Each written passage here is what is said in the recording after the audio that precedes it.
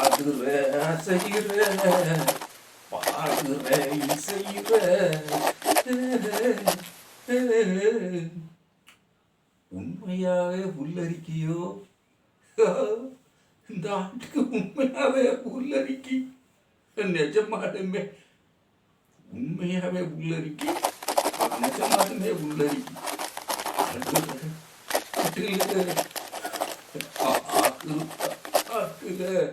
புல்லரிக்கி, நிஜமாவே உள்ளரிக்கி, உண்மையாவே உள்ளரிக்குங்க. அப்போ அன்னபூரணி அம்மாவுக்கு, அன்னபூரணி அரசு அம்மாவுக்கு எப்படி புல்லரிக்கும் அப்படிங்கிறத நினச்சி பார்த்தாலே எப்படியோ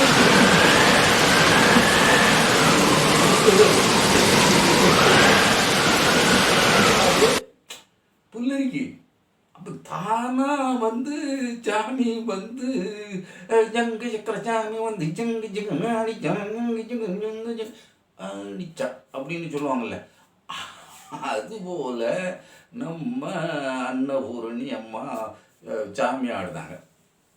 என்னமோ தேர்ட் மேரேஜ் பண்ணுறாங்க அப்படின்னு சொல்லுறாங்க. அது வந்து நமக்கு வந்து அது பிரச்சனையே கிடையாது. அதாவது கல்யாணம் வந்து அது அவங்க எத்தனை கல்யாணம் பண்ணாங்க அது நமக்கு பிரச்சனை கிடையாதுங்க. அது நம்ம அதில் தலையிட வேண்டிய அவசியமும் இல்லை. அவங்க எத்தனை கல்யாணம் பண்ணாலும் பண்ணிட்டு போட்டும், அது பிரச்சனையே கிடையாது. அதே மாதிரி நம்ம மோடி ஐயா வந்து கல்யாணம் பண்ணி வாரத்தை பண்ணாமல் அந்த அம்மா கூட வாழாமல் அந்த அம்மாவை ஒதுக்கி தள்ளி வச்சுட்டு தன் நிழலாக கூட இருந்துடக்கூடாது, தன்னை யாரென்று வெளிப்படுத்தி விடக்கூடாதுன்ட்டு ஒதுக்கி தள்ளி வைத்து அமுக்கி வைத்து விட்டு வந்து அரசியல் செய்து கொண்டு இருக்கிறார் என்றால் அது வந்து கண்டிக்கத்தக்கது. நிச்சயமாக ஒரு ஆணாதிக்க சமூகத்தில் இருந்து வந்தவராகத்தான் அவர் இருக்கிறார் அப்படின்னு நம்ம இந்த இடத்துல கோடிட்டு காட்ட வேண்டியிருக்கு. அதே நேரத்தில் நம்ம அன்னபூரணி அரசு அம்மா வந்து ஆணாதிக்க சமூகத்தில் இருந்து வந்தவர் அல்ல, அதாவது பெண்ணாதிக்க சமூகத்திலிருந்தும் அவர் வந்தவர்னு நம்ம அவங்கள நம்ம குறைச்சி மதிப்பிட முடியாது. அதாவது ஒரு டிவி விவாதத்துக்கு போயிருப்பாங்க, அது வேறு விஷயம். இருந்தால் கூட அவங்க வந்து அழுங்குற குலுங்குற அசைகிற ஆடுகிற நிஜமாவே புல்லரிக்குங்க. நீங்கள் மட்டும் இப்படி ஆட்டி பாருங்க, புல்லரிக்கா இல்லைன்னு தெரியும்.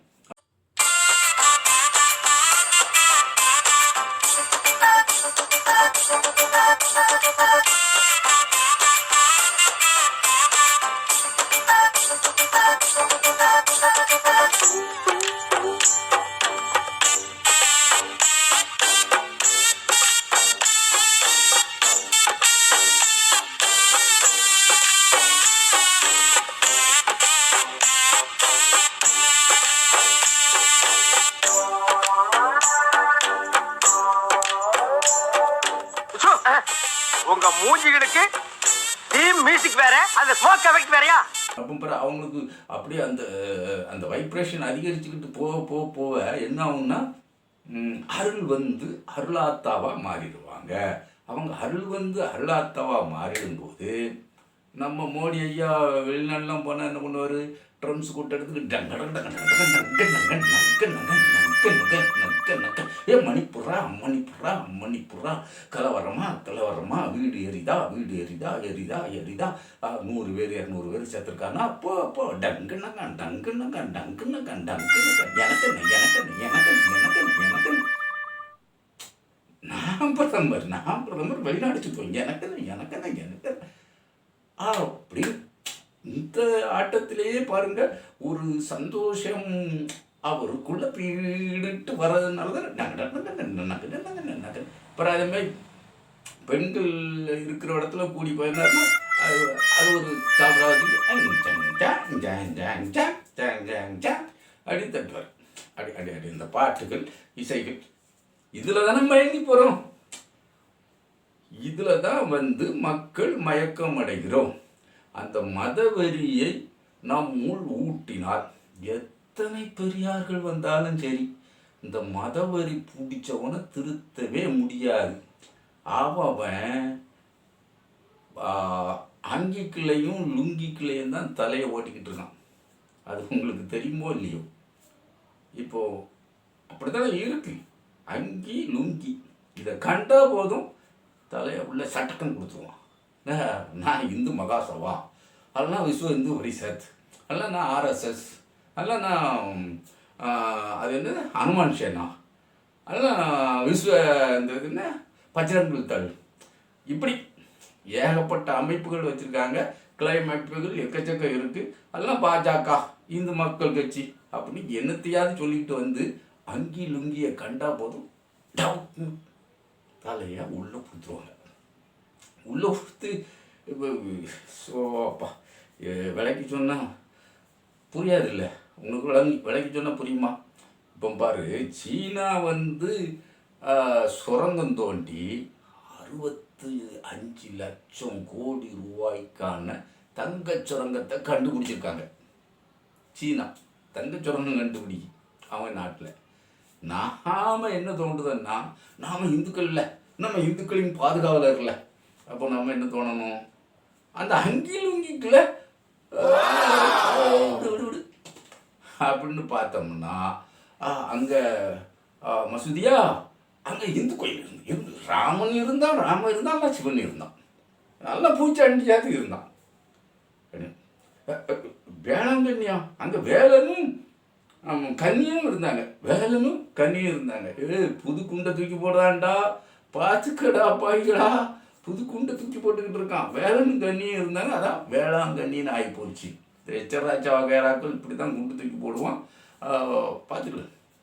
அதான் அங்கிக்கிலையும் இங்கிக்கிலையும் தலையை விட்டு பார்க்குற வேலையாக போச்சே. நாம் என்ன செய்ய முடியும்? தரித்திரம் பிடிச்சவங்க கர்மம் இப்படி தான் இருக்காங்க. உண்மையிலே ஓட்டை போடுதாங்களோ இவிஎம் மிஷினில் தான் ரூட்டை போடுதான்னு நமக்கும் ஒன்றுமே புரியலை. ஏன்னா இப்போ சில சந்தேகங்களுக்கும் இடமா இருக்குது. இப்போ ராகுல் காந்தி அவர்கள் வந்து மகாராஷ்டிரா தேர்தலில் காட்டிய கவனத்தை விட வயநாடு தேர்தலில் தான் இடைத்தேர்தலில் தன்னுடைய தங்கைக்காக அதிக கவனம் செலுத்தினார். அவங்க எளிதாக வெற்றி பெறக்கூடிய ஒரு தேர்தலில் கவனம் செலுத்துனாங்க. அங்கே ஆட்சி பீடத்தை அமைக்கக்கூடிய மகாராஷ்டிராவில் ஏன் அவ்வளோ கவனம் செலுத்தலை அப்படிங்கிறது நமக்கு புரியலை. அப்போ எங்கேயோ வென்றால் வென்று விட்டு போகட்டும்ங்கிற எண்ணமா, இல்லை இவிஎம் மிஷினை ஏற்கனவே சரி கட்டி வச்சுருக்காங்க, அங்கே அப்படி தான் பண்ணுவாங்க, நம்ம என்ன பண்ணியும் நடக்காது, இங்கே இவிஎம் மிஷினை சரி கட்டாத அளவுலையாவது நம்ம பவர்ஃபுல்லாக வேலை செய்யணும்னு செய்தாங்களா அப்படிங்கிறதும் நமக்கு புரியலை. அரசியல் பேசித்தான் ஆக வேண்டியிருக்கு. அரசியல் நம்மை சுற்றி ஆட்கொண்டிருக்கிறது. அரசியல் இல்லாமல் எதுவும் நடக்கலை. எல்லார் வாழ்விலும் அரசியல் இருக்கிறது. ஒரு துளிக்கு வேர்வை சிந்தினாலும் அதிலும் அரசியல் இருக்கிறது. அரசியல் அன்றி அணுவும் அசையாது. அதை முதல்ல புரிஞ்சுக்கிடுங்க. அரசியல் பழகிக்கொள்ளுங்கள், அரசியல் தெரிந்து கொள்ளுங்கள். எந்த கட்சி மக்களுக்கான கட்சியாக இருக்கிறது? குறையில்லாத மனிதன் மனிதனே இல்லை, குறை இல்லாமல் யாரும் இல்லை. ஆனால் அந்த குறைகளில் குறைவாக இருப்பவன், நிறைகள் அதிகமாக இருப்பவன் யார் அப்படின்னு தான் நீங்கள் பார்க்கணும். அதை அலசி ஆராய்ஞ்சு பாருங்கள். அந்த அரசியலுக்குள்ள வாங்க அப்படின்னு நம்ம எல்லோரையும் அன்போடு கூப்பிடுவோம். அதாவது அதுதான் நம்மளுடைய பாலிசின்னு வைங்களேன். அதாவது பெரியார் சொல்லுவார்ல, நான் சொல்லுறதே நீ நம்பிக்கிட்டு இருக்காத, நான் சொல்லுறது தான் நீ கடைப்பிடிக்கணும்னு ஒன்றும் அவசியம் இல்லை. ஓ மூளைக்கு என்ன தோணுதோ, எது சரின்னு படுதோ அதை செய், அதுதான் சரியானது அப்படின்னு பெரியார் சொல்லுவார்ல. அதைத்தான் நம்ம செய்யணும், அதுதான் முக்கியம். அதனால் அரசியலுக்குள் வாங்க அப்படிங்கிறோம். அது நீங்கள் உங்களுடைய அறிவுக்கு என்ன தோணுதோ அதை நீங்கள் செய்துக்கிடுங்க. இப்போ நம்ம அன்னபூரணி அம்மா விஷயத்துக்கு வருவோமா? இப்போ இசைவாணின்னு ஒரு அக்கா வந்து ஒரு பாட்டு பாடி இருந்துச்சு. ஐயாம் சாரி ஐயப்பா, நான் உன் கோயிலுக்குள் வந்தா என்னப்பா அப்படின்னு தான். அதில் வேறு எந்த இதையும் அவங்க இது பண்ணலை. பெண் உரிமை, சமம், சமத்துவம், சமூக நீதிங்கிறத வலியுறுத்தி தான் அந்த ஒரு ஐயாம் சாரி ஐயப்பாங்கிற அந்த வார்த்தை மட்டும்தானே தவிர வேறு எந்த இதுவுமே ஐயப்பனை குறை சொல்லியோ ஐயப்பனை மட்டம் தட்டுற விதமாகவோ எதுவுமே இல்லை. அப்படி அது இல்லை. நான் அந்த அம்மாவுக்காக அந்த அக்காவுக்காக நான் வக்காலத்து வந்ததுக்காகவும் இந்த வீடியோ போடலை. அவங்க அவங்க பாட்டை முழுமையாக பார்த்தாச்சு, அது அவ்வளோதான். ஆனால் அந்த பாட்டு நல்ல ஹிட்டு, அவ்வளோதான். அவங்க வந்து சமூக நீதி பேசுகிறாங்க, பெண்ணுரிமை பேசுகிறாங்க அந்த பாட்டில், அதுதான். அதுதான் இருக்குது. ஆனால் அதுக்கு கொந்தளிக்கிற இந்து அமைப்புகள் இந்து கடவுளர்களையும் இவர்கள் தான் காப்பாற்றுவது போல். கடவுள்கள் தங்களை காப்பாற்றி கொள்ள முடியாவிட்டால் அந்த கடவுள்கள் மனிதர்களை எப்படி காப்பாற்றிக் கொள்வார்கள் என்று நாம் கேள்வி வைத்தால் நம்மை திட்டுவார்கள்.